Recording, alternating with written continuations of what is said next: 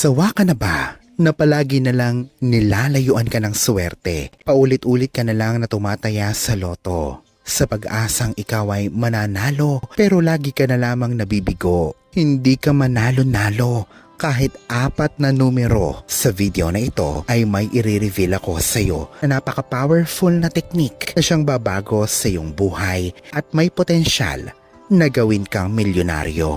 Ngunit makinig ng mabuti at diskubrihin kung papaano ang isang lalaking ito mula sa Newcastle ay ginamit din ng eksaktong method na ito upang manalo ng $4.8 million. Jackpot!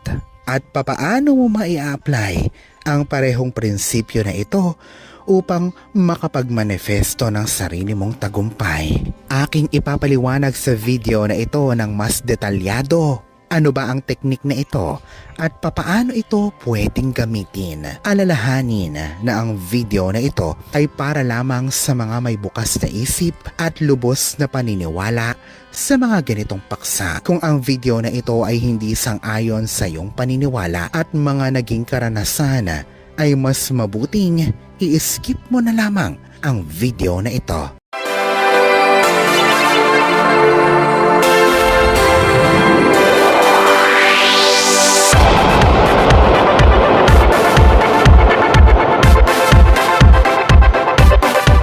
Kung ikaw ay hindi naniniwala na kayang baguhin ang iyong buhay ng manifestasyon at ng law of assumption, maaaring ang video na ito ay hindi para sa iyo.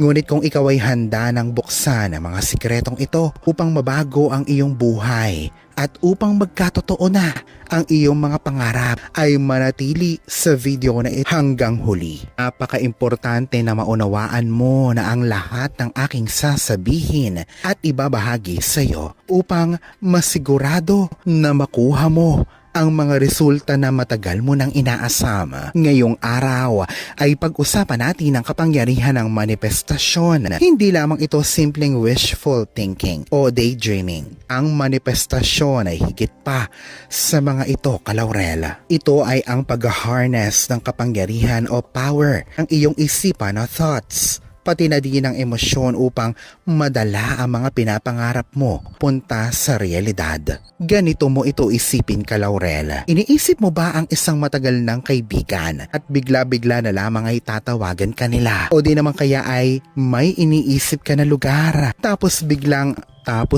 nakapunta ka na sa lugar na yon. May iniisip ka na pagkain at bigla na lang ay may nag-alok nito sa'yo. Hindi ito mga nagkataon lamang. Ito ang kapangyarihan ng iyong mga iniisip na siyang kumikilos. Ngayon, imaginein mo naman na ginagawa mo naman ito para sa mga malalaking bagay. Ayon sa Law of Attraction, ito ay ang ideya na anuman ang isipin natin, positibo man o negatibo, ito ay magdadala din ng positibo o negatibong resulta, tulad ng mga pangyayari o mga karanasan sa iyong buhay. Pero ito ay higit pa sa pag-iisip ng positibo o positive thinking. Ito ay ang pag-align ng iyong mga iniisip at mga kilos sa kung ano ang gusto mong makamit. Ito ay hindi kathang isip lamang, kundi ang prinsipyo na ito ay nandiyan sa loob ng maraming taon na naituro na gaya ni Neville Goddard. Si Neville ay naniniwala na ang ating imahinasyon ay ang siyang susi upang malikha natin ang ating realidad. Ngayon ay may ibabahagi ako sa iyong true to life story na siyang gugulat sa iyo. Ito ay kwento ng tunay na buhay. Ito ay isang kwento ng isang pangkaraniwang lalaki na taga Newcastle na nakagawa ng isang ekstraordinaryong bagay. Siya ay nanalo sa loto doon ng tumataginting na $4.8 million. Bago pa man ito ay nakatanim na sa kanyang isipan at pinaniniwalaan na niya ng lubos na siya ay mananalo sa loto. Ikaw ba? Kaya mo bang paniwalaan ang isang bagay na sa tingin ng karamihan ay napaka-imposible?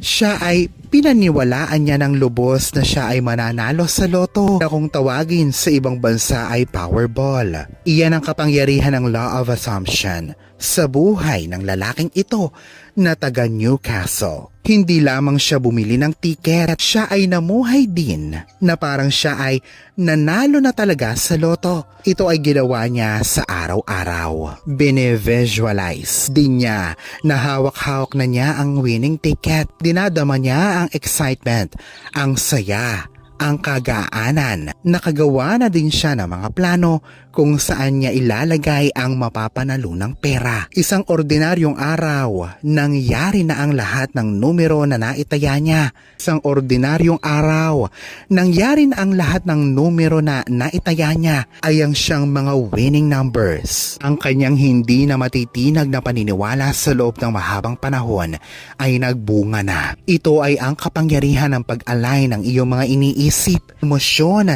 at aksyon sa kung ano ang sinusubukan mong mamanifesto at iyon ang mga pangarap mo. Ang kwento ng lalaking ito na taga Newcastle ay isang patunay sa mga posibilidad na kapag in-apply mo ang mga prinsipyo ng manifestasyon na walang tigil o consistent, ito ay talagang gagana at magiging epektibo. Ito ay ang tinatawag din na visualization. Ito ang pinakasikreto ng lalaking ito na taga Newcastle na siyang nanalo sa loto. Ano ba ang visualization? Ang visualization ay parang isang mental practice. Hindi lamang ito simpleng paglalarawan o picture ng mga bagay-bagay sa ating isipan. Kung ano ang gusto mo, ito ay ginagamitan ng ating mga senses. Sense of smell, touch, hearing at seeing. Halimbawa, ikaw ay nagluluto ng paborito mong pagkain at yung niluluto mo ay naaamoy mo na at halos nalalasahan mo pa. Ito ang level ng detalye na ating pinag-uusapan ngayon. Dito na nangyayari sa puntong ito. Dito na nangyayari ang mahika. Ang konseptong ito mula sa katuruan ni Neville ay mentally occupying. Ito ang estado ng iyong kahilingan na natupad na. Hindi lamang ikaw ay umaasa sa resulta, ikaw ay ine-experience mo na ito mismo. Ni-experience mo na ito sa iyong isipan na parang ganap na itong nangyayari. Dalas ay may nakakagawa na nito, ngunit hindi ipinagpapatuloy. Ito ay parang nagbibinhi o nagpupunla ng buto sa paso. Pagkatapos ay hindi naman dire-diretsyong nadidiligan. Ngunit ang lalaking ito mula sa Newcastle ay hindi tumigil. Siya ay ginawa ang visualization bawat araw sa loob ng ilang taon. Ito ang kanyang level ng consistency at conviction. Hindi lamang ito simpleng positive thinking. Ito ay paglikha ng malinaw at isang consistent mental image hanggang sa paniwalaan na ito ng iyong subconscious mind na ito ay totoo nga. Ang teknik na ito ay hindi lamang para sa loto, kundi ito ay para din sa lahat ng goal na meron ka sa buhay. Ito ay humihingi ng dedikasyon, consistency, at hindi matitinag na paniniwala. Ngayon ang step-by-step na gabay na aking ibabahagi, siyang madalas na napapalagpas ng karamihan pag sila ay sumusubok na magmanifesto ng kanilang mga desires. Makinig ng mabuti dahil ang karunungang ito ay ang siyang babago sa buhay mo na matagal mo nang ninanais. Una, maging malinaw sa iyong intensyon. Maging espesipiko. Huwag sabihin na gusto mong manalo sa loto. Imbes, i-visualize mo ang eksaktong halaga ng pera hanggang sa pinakasentimo nito. I-picture sa isipan ang mga serye ng numero. Imagine ang petsa at oras. Mas detalyado ay mas madali para sa iyong subconscious na makita ito. Pangalawa, i-visualize ito sa araw-araw. Isama ang iyong 5 senses. Kadalasan ay tumitigil na lang ang karamihan sa visualization. Ang hindi nila alam ay dapat ding isama ang kanilang 5 senses. Ang pandinig, pandama, nakikita ng mata, panlasa at pangamoy. Damahin ang lotto ticket sa iyong kamay. Ano ang tunog ng mga bola sa loto? Ano ang amoy ng tseke kung saan nakasulat ang napanalunan mong milyones? Ang sarap ng alak na ininom mo sa panahon na nanalo ka na ng limpak-limpak na pera dito. mas madaming senses ang gagamitin mo para dito ay mas magiging makatotohanan ito sa isipan. Pangatlo, taos-puso na maniwala. Hindi lamang sapat ang pagiging positibo, ito ay ang pag-rewire ng iyong neural pathways. Tuwing nakakaramdam ka ng pag-aalinlangan, agad itong kontrahin sa pamamagitan ng pag-iisip ng 5 dahilan kung bakit ka siguradong sigurado sa iyong tagumpay. Pang-apat, mamuhay na parang nagaganap na talaga ito sa'yo. Nakasalukuyan ka ng nanalo sa loto. Dito madalas nahihirapan ang karamihan. Pagdesisyon ka na parang nanalo ka na ng milyones sa loto. Ito ay hindi pagiging reckless o walang ingat, o ay ang pag-align ng iyong mga kasalukuyang aksyon sa iyong kinabukasan na siyang magiging realidad mo. Pang-5, maging matiyaga at consistent. Pero ito ang sikreto diyan. Gumawa ka lamang ng schedule ng iyong manifestation routine. Mag-set ng espesipikong oras bawat araw para sa iyong visualization practice. Pwedeng pagkagising agad sa umaga o bago ka matulog. Ang pagiging consistent at matiyaga ang tunay na nakakatulong sa ganitong teknik. Madalas hindi sinasabi ng ibang guro na gumawa ng journal para isulat ang visualization. Ngunit gumawa ng journal para dito. Isulat ang lahat ng iyong visualization dito. Ito ang siyang nakakatulong din para makita ang record ng iyong progreso. Tandaan na napaka-powerful ng mga teknik na ito, pero ang mga ito ay hindi isang magic o instant. Humihingi ito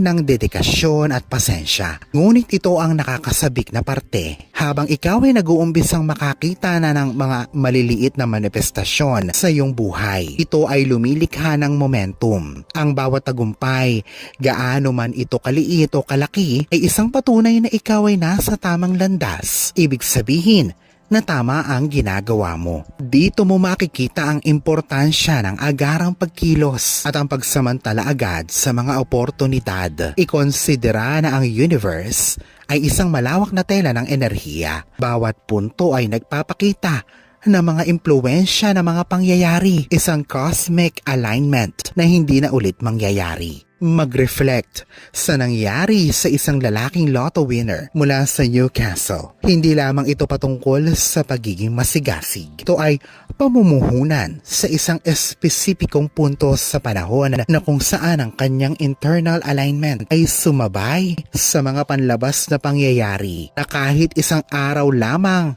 ang kanyang mapalagpas ay may malaking epekto sa kanyang pagmamanifesto.